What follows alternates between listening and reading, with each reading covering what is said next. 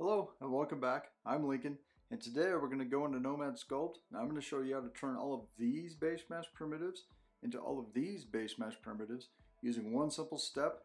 It's going to make your sculpting so much faster, quicker, and easier because you're not having to use the trim tool and the rotate step to create all of these. Alright, let's grab your iPad and let's get sculpting. Okay, we're in Nomad, and you can see right off that there are a couple changes right here, and that's because I'm in the beta version of 1.66. So this is your topology menu now, and this is your scene menu. So I'll go in the scene menu and I'll show you a couple things. So here, this is a little bit different, a little bit cleaner than it used to be. Now you don't have this area down here that had all of your primitives. They're all right here in the add section. You'll see you have uninstance, instance, voxel, join, clone, and delete all up here. So if you click on one, you could delete, clone, instance that. Now these two are just used for your posing, which is really cool, and that's the new thing they have in here. It's one of the main things in the new version. Your voxel merge is still where it was, and the joint, well, not where it was, but it's still in here just like it was. Join is simple merge, and instead now it's join and not simple merge. And if you want to delete a different one, you can just hit the trash can up here where you always had the trash can icons over here. So click a box.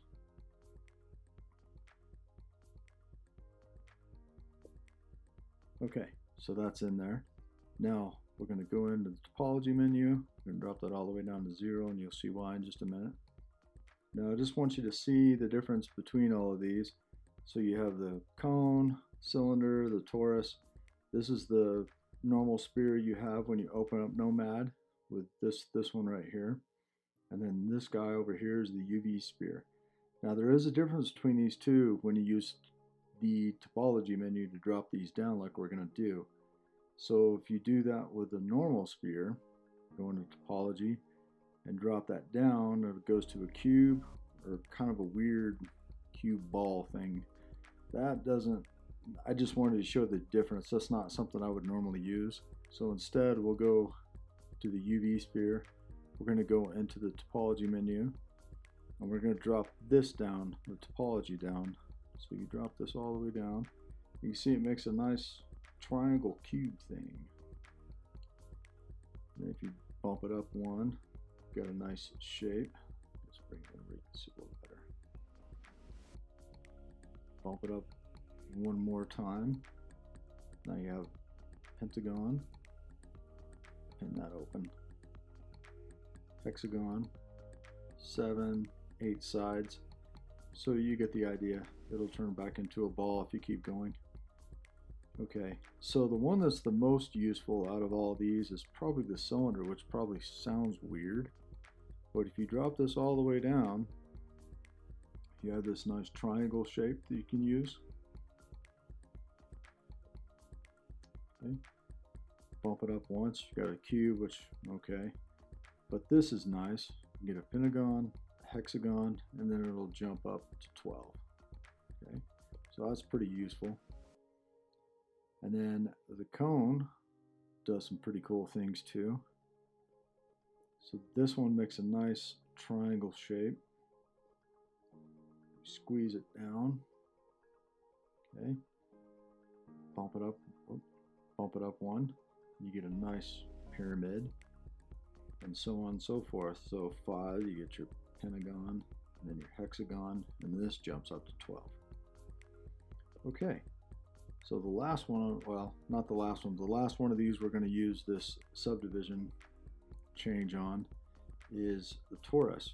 So the cool thing about this, you'll see down here where the angle used to be, or where the angle is now, it used to be the 6.14, and you have to divide that however much you wanted to change. Now you can just change this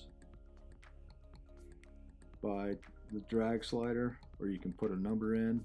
So put 90 in, not 208, 90, 90, hit OK. You get a nice quarter circle. So you can change these all, you know, if you put it up to 180, then you get your half circle. 180. So that makes it super easy. Now dropping the topology is pretty cool on this, but the only thing is it makes a sharp corner, but it has all those angles in it, so it'd be hard to smooth out, but it does make kind of a nice shape if you do that. So the last thing I want to show you, and this works on the cube, so we're going to click on the cube and then we're going to go solo. That way it's easier to see. We'll unpin that. Double tap on the front. Now we'll validate this since we've already got what we want, and it's 0 subdivision. So we'll grab on the select mask. It's already on rectangle right here because you'd be in rectangle. And we'll just select part of this. And you can see this nice fade going up. Now if you grab the gizmo and you squeeze down, it's pretty cool. You can put this thing to a point or bring it out. Now to squeeze it down to reshape that, you can't do it right now. It doesn't want to do anything because it's mask. So you have to go back to mask, and it doesn't matter if you click mask or select mask. Click on either one of them, go into the mask button, hit clear, go back to the gizmo, and now you can squeeze down if you want, expand it, change up your sizes. So I hope this helps. This is an easy way to change your primitives in Nomad, especially with the trick using your subdivision levels in here on this. Now this is changed, so obviously you have to do this before they're validated.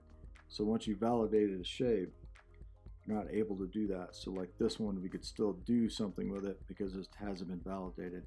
So remember that. If it's been validated, you won't be able to do that anymore. Okay, I hope this helps and enjoy.